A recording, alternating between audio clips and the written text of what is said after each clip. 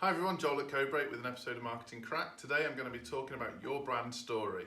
So we've all had it, marketers telling you to tell a story, to talk about your brand, tell the story of your brand. But what does that mean and how does it affect your business and affect your marketing? I'm going to go through some examples and some reasons why you should tell your story, and by the end of this you'll be clear. So, one of the best companies in the world at telling a story is Disney. And the reason they're so good at this for their brand is they tell their story first. They tell their story and then they sell products off the back of the story. Now the Disney model isn't the amount of money that they make off the films, their model is the amount of money they make off the merchandise off the back of the films.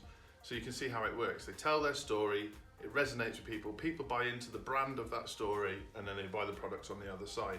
In your case, you've probably gone product or service first and forgotten to tell your story, and that's not unusual for most businesses. So you need to think about why you're telling your story. What's the personal investment for the people buying your product or service?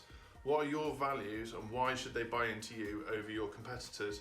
And what's the emotional resonance? Why does it work for them? What problem is it solving for them?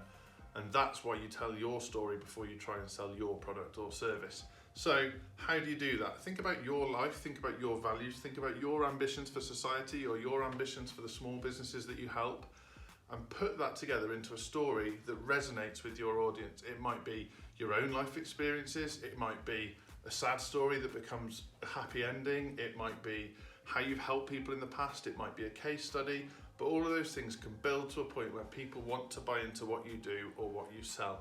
And that's why you really need to be telling your story. So if you don't understand storytelling now, have a look at how Disney do it. Have a look at how they tell their story first and sell their products and services second, and then apply that model to your business. And if you'd like to know more about that, book a discovery call with me, or I'll catch you again for another episode of Marketing Crack. Take care, everyone.